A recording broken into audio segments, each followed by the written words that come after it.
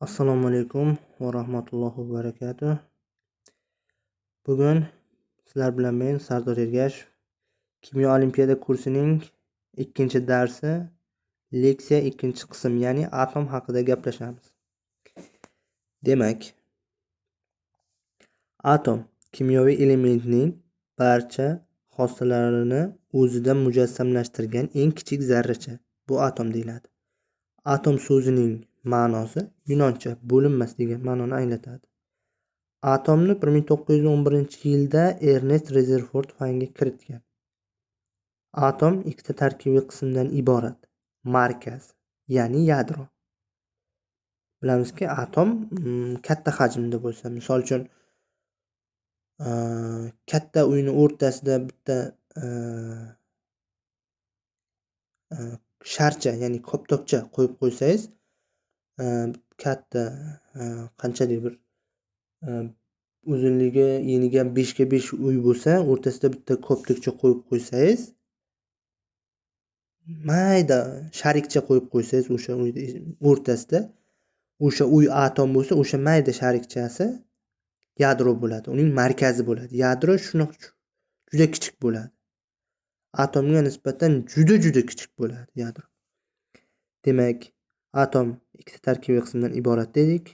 Markaz, ya'ni yadro va uning atrofida elektron harakatlanadi. Xo'p, yadro ham ikki qismdan iborat. Proton va neutrondan iborat yadro. Yadroning nomlari turlicha, ya'ni adabiyotlariga qarab. Yadro, nukleon, nukleid uchalasi ham bir narsani anglatadi, ya'ni yadro so'zini anglatadi, yadro ma'nosini anglatadi. Bu nukleon, nukleidlar eski yoki chet el adabiyotlariga qarab berilgan. Adabiyotlarda har xil nomlangan. Uchala so'z ham bir ma'noni, ya'ni yadroni anglatadi. Demak, mana bu yerda atomning modeli keltirilgan. Ya'ni mana ichkarida qizil sharchalar, bu neutron hisoblanadi. Strelka bilan, ya'ni chiziq bilan ko'rsatib qo'yibdi va yashil sharchalar, bular protonlar hisoblanadi. Demak, atrofidagi o'ziq chiziqlar esa bu yadro qobig'i. Demak, uning atrofida esa elektron, yadro atrofida esa elektronlar harakatlanadi. Ya'ni mana bu yerda elektron ko'rsatilgan. Mana, ya'ni ko'k sharcha shaklida. Undan tashqari mana bu yerda elektron orbitasi degan. Bu nima degani? Bu elektronlar orbitasi degan. Ya'ni mana atrofda bunday aylanib yuribdi-ku, mana aylanib bunday elektronlar harakatlanayotgan orbitalar elektrons orbita sabab deyiladi. Chunki bu orbitada faqat elektron harakatlanadi. Shuning uchun bu elektron orbita deyiladi. Demak, davom ettiramiz. Ya'ni mana bu rasmda atomning, ya'ni o'sha atomning ichki mexanizmlari yoritib berilgan. Ya'ni mana o'sha atom dumaloq shaklda, o'sha atom deyiladi. O'sha atrofidagi aylana elektronlar orbitasi. O'sha yerda mana bu yerda manfiy zaryadlangan mana elektron, mana yozib qo'yibdi, harakatlanadi. Demak, markazda esa yadro joylashgan. Mana yadro proton va neutrondan iborat. Demak, proton bu musbat zaryadlangan, ya neutron esa manfiy, neutron zaryadsiz, manfiy zaryadlangan elektron bo'ladi. Elektron manfiy zaryadlangan, proton musbat zaryadlangan, neutron zaryadsiz, ya'ni 0, neytral holatda.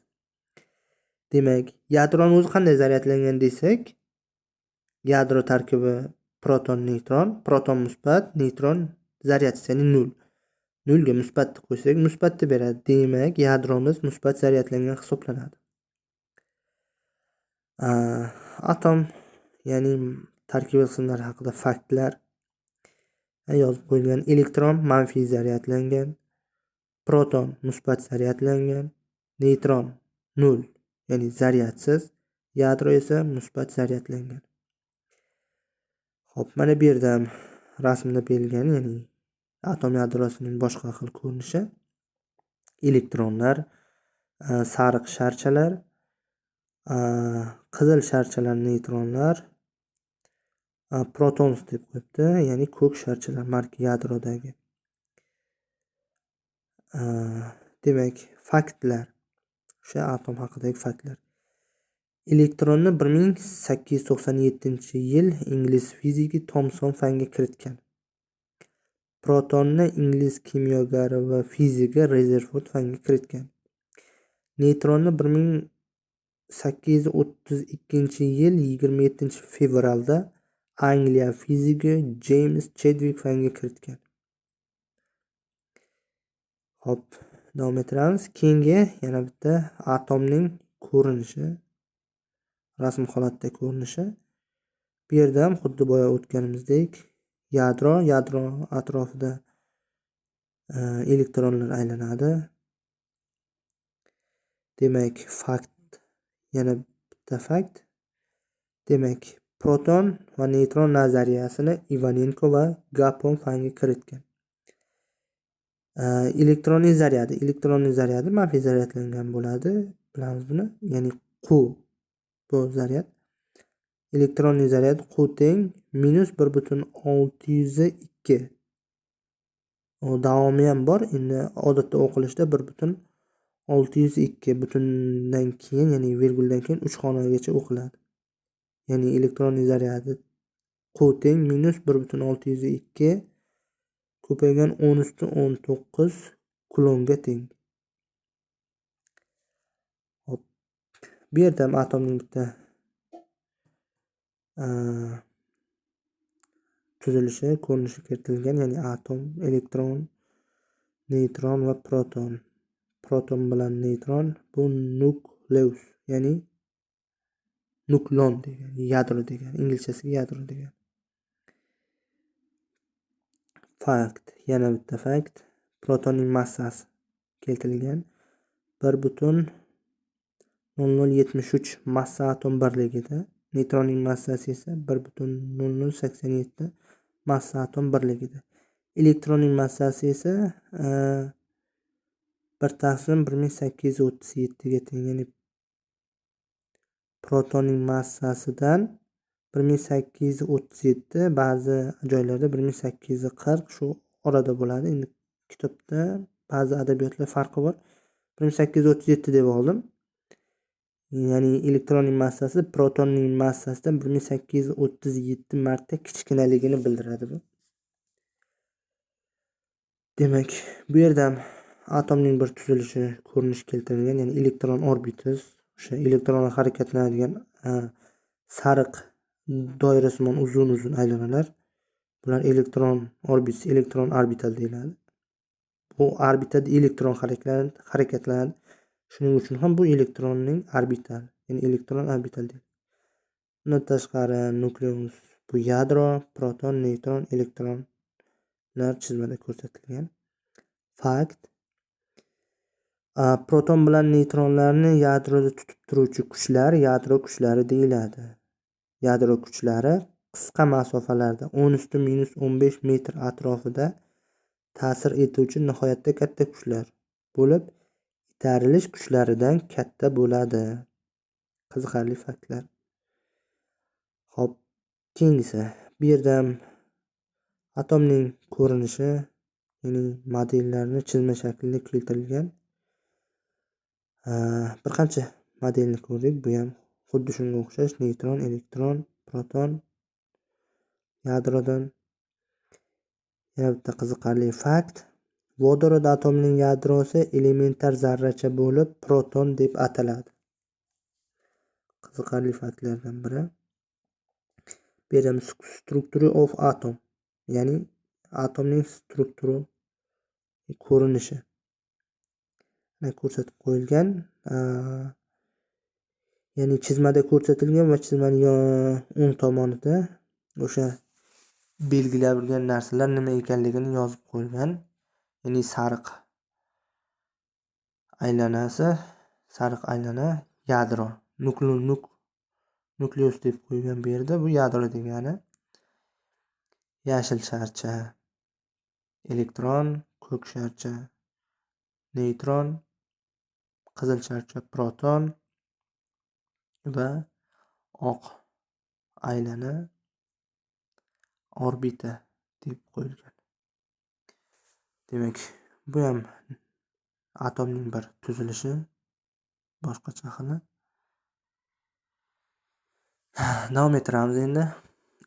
Atom grekchadan olingan bo'lib, bo'linmas degan ma'noni anglatadi. Yuqorida buni o'tdik. Taxminan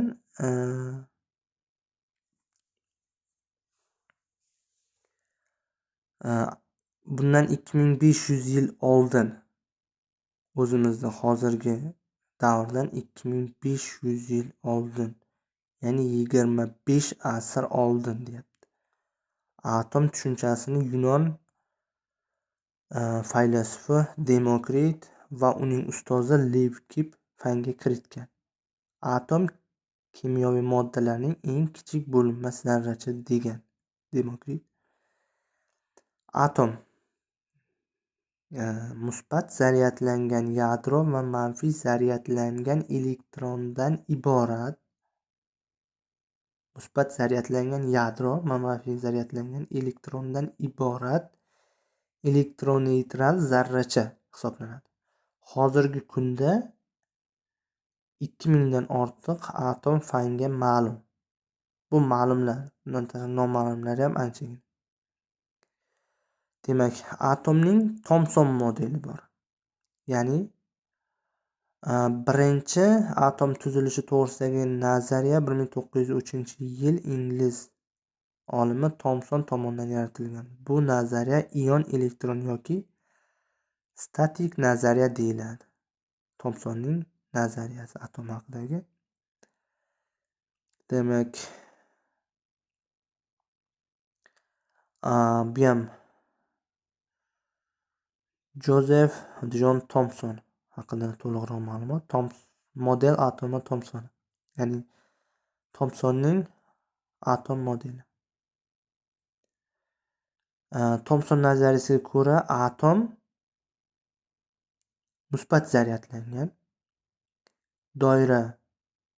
zaryadlangan doira bo'lib, doira shaklida. Bu yadroni ichida doimo elektronlar tebranib turadi. Ya'ni biz yuqorida ko'rib o'tdik, yadro proton va neytrondan iborat degandik. Thomson birinchi o'sha atomning modelini aniqlayotgan payt u aytib o'tgan, mana yozib qo'ygan-ku. Yadroni ichida elektronlar tebranib turadi. Ya'ni yadroni ichida elektronlar bo'ladi degan. Mana dumaloq shar shaklida mana keltirilgan. Mana bu yerda yadro ichida musbat zaryadlar va manfiy zaryadlar ham bo'ladi.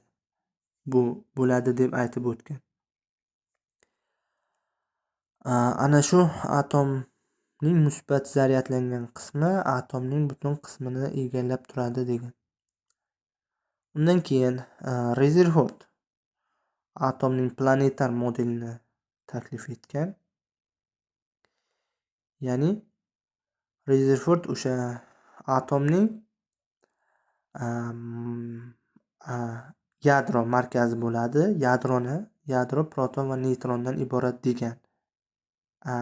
Thomson esa birinchi bor yadro o'sha elektron va protondan tashkil deb aytgan.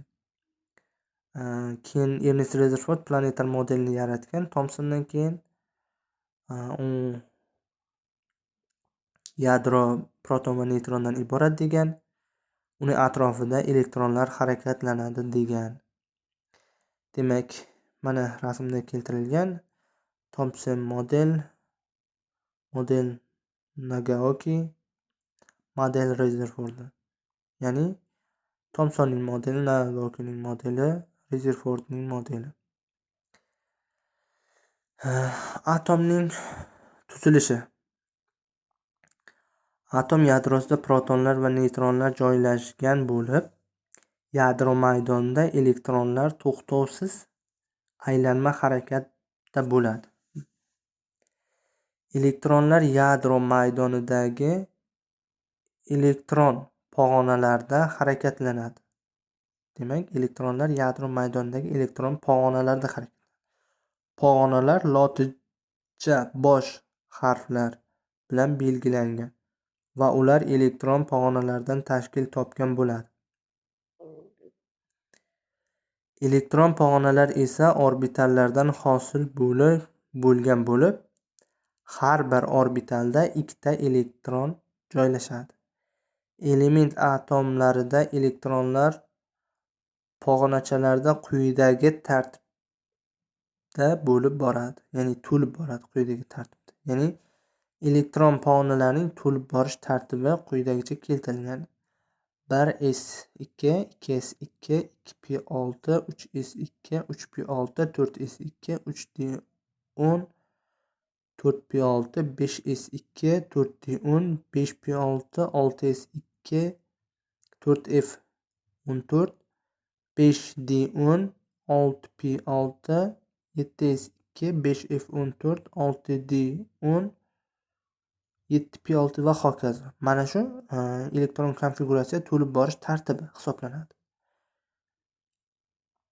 Demak, S o'ziga ikkita elektron sig'dira oladi.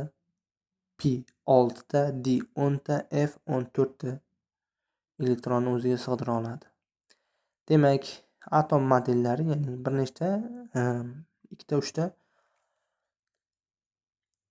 elementning atom modeli ko'rsatilgan rasmda. Vodorod atom modeli. Demak, ko'rib turganimizdek, vodorod massasi ham 1, yadro zaryadi ham 1. Demak, vodorodda bitta proton bo'ladi. Ya'ni markazda ko'rsatilgan plus, ya'ni proton o'sha. Va atrofida mana minus bilan ko'rsatilgan yashil sharcha, ya'ni ko'k sharcha, vodorod atomida ko'k sharcha minus bilan ko'rsatilgan bu elektron, bitta elektroni bor vodorod. Va qizil sharcha plus bilan ko'rsatilgan bitta protoni bor. Neytron yo'q vodorodda. Shuni ham hisobga olinglar. Ko'p testlarda DTM ba'zi attestatsiya testlariga ham shunga o'xshash bittada tushiradigan savollar keladi. Ya'ni vodorodda neytron bo'lmaydi. Demak, ikkinchisi geliy atomiga kelsak, geliy atomning modeli ikkita atrofida elektronlar harakatlanadi. Ikkita protoni bor, ikkita neytroni bor. Keyingisi litiy atom modeli. Demak, 3 ta elektron harakatlanadi orbitalarda. 3 ta protoni bor va 3 ta neytroni bor. Demak, ikkinchi darsimiz kimyo olimpiada kursining ikkinchi darsi, ikkinchi qism leksiyasi ham nihoyasiga yetdi. Sizlar bilan Sardor Ergashev. Salomat bo'lasizlar.